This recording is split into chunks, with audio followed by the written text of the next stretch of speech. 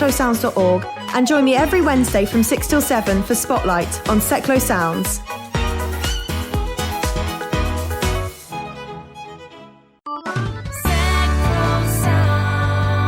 Bringing people and communities together on seclosounds.org.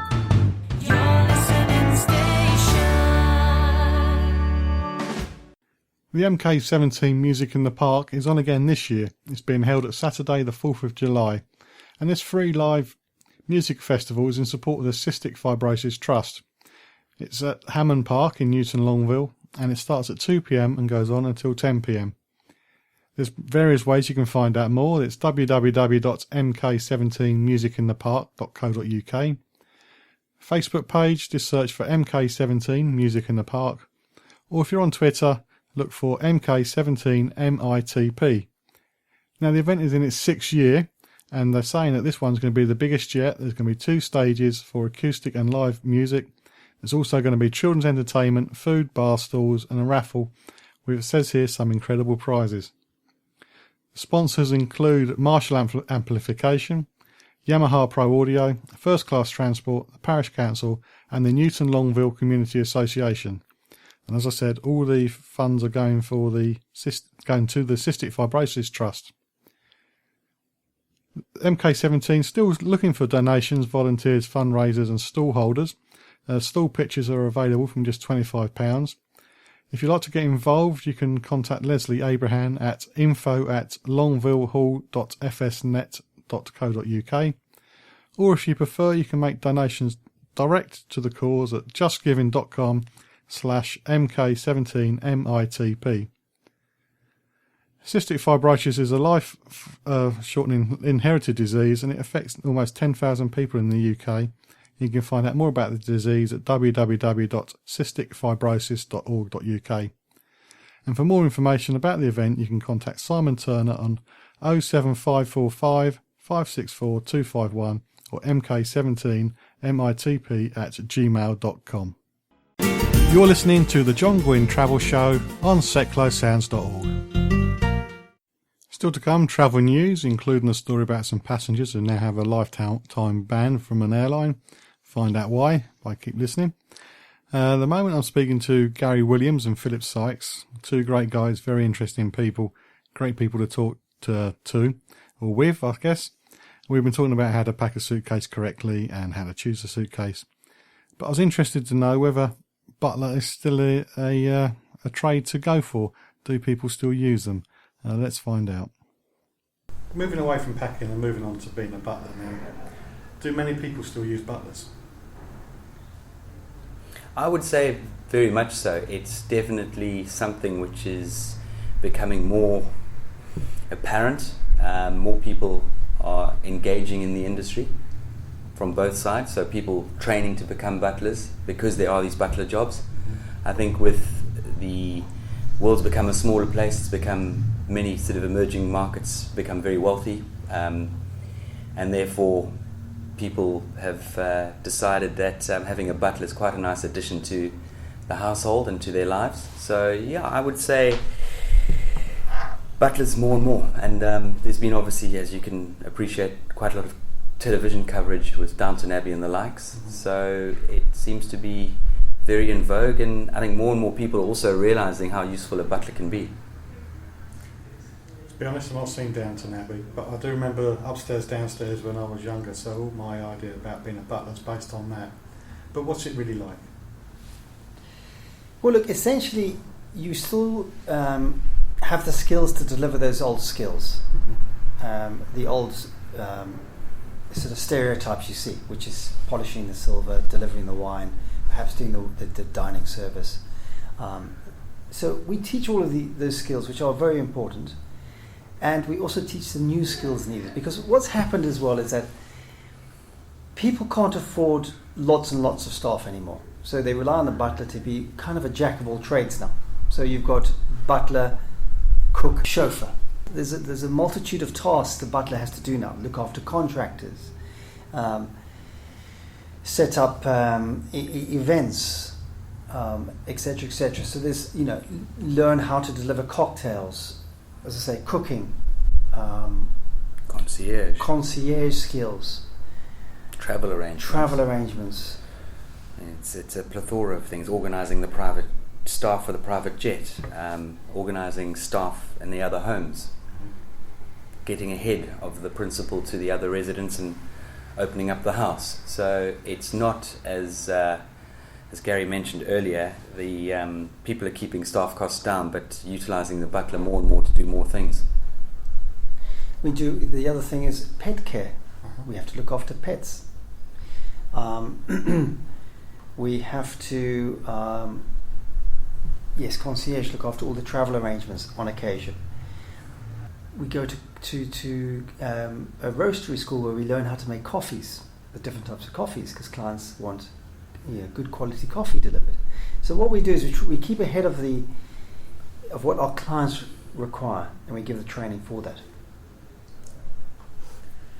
It seems that it's quite a busy job. You're doing lots. Does it mean long hours and limited time off? Is it something for a single person, or can a family man do it?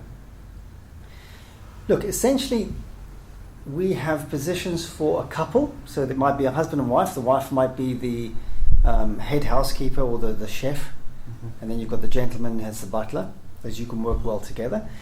There's many instances where you've got the butler working, and then he goes back home to his family every night. Picture the hotels. Many of the butlers just go home every night to their families. It's a mixture between the two. Is it best suited for single? The only respect I'd say yes is the fact that you have to be extremely flexible and at a drop of a hat, deliver expectations. So you might have planned a wedding, for example, and suddenly the principal says to you, Gary, this weekend, sorry about the wedding, but we're off to St. Moritz. So it just depends on the job as well, because there's so many different variations of this job.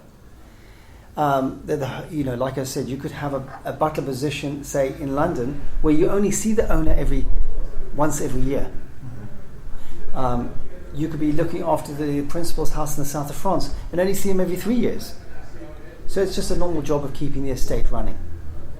So every job is different. So I would definitely not say, is it just a job for a single person?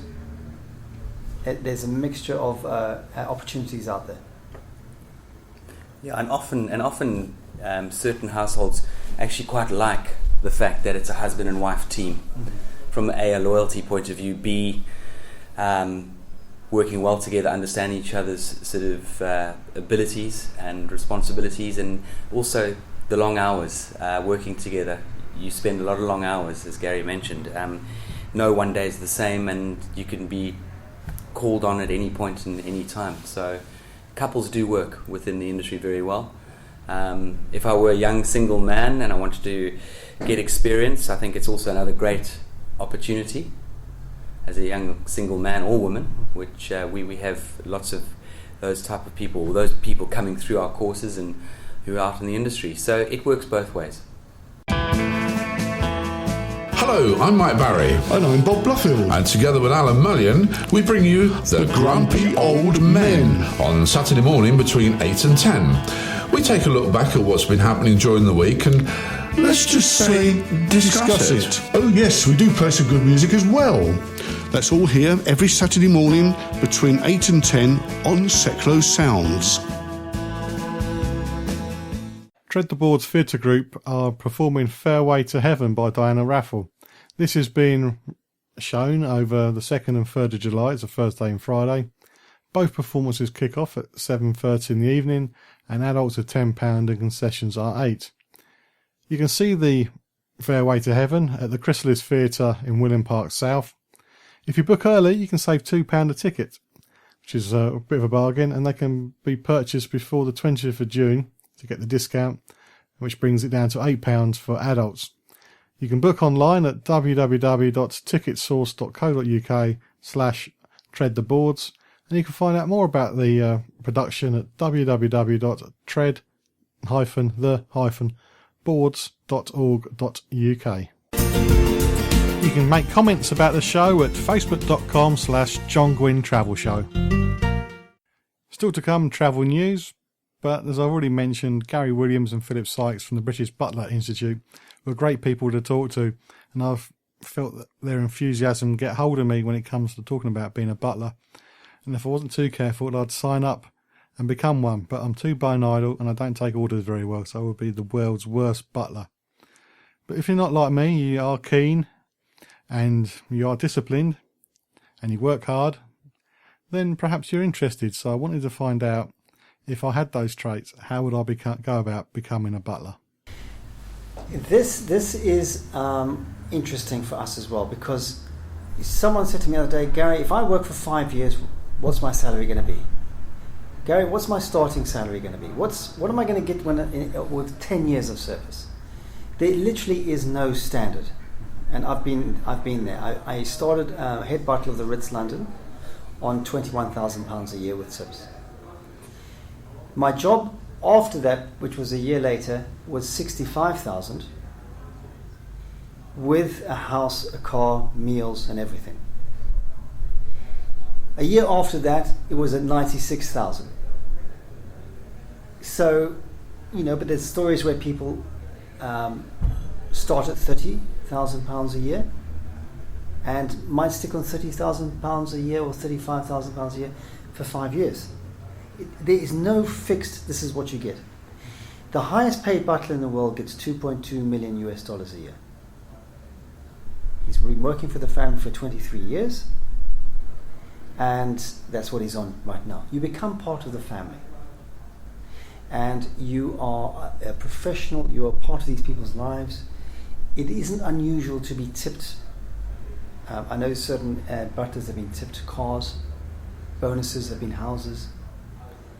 And, on the other side of the scale, you could be in a hotel and love it on £25,000 a year and stay there for 25 years. Let us be clear, though. The more money you earn, the more you don't have a life, basically. Yeah. That's it.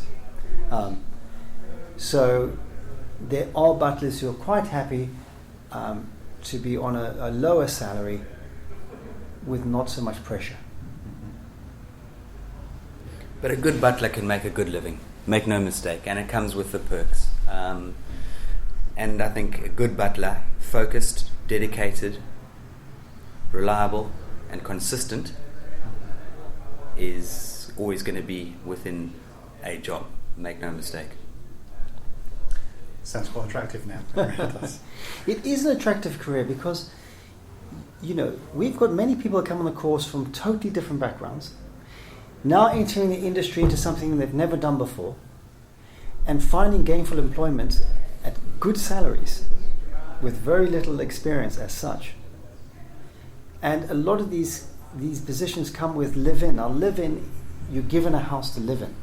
And as you and I know, it's expensive to go and rent a property in London or wherever you are in the world, and then buy your own food, etc., etc. So it's a very, very attractive profession to be in.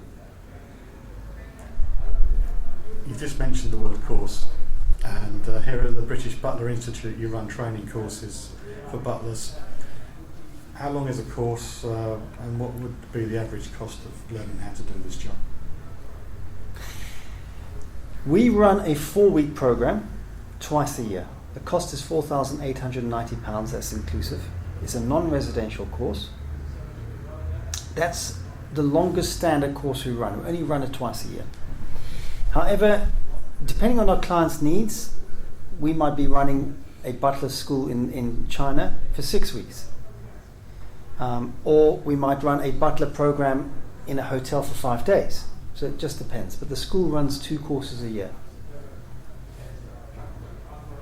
4-week programs a year.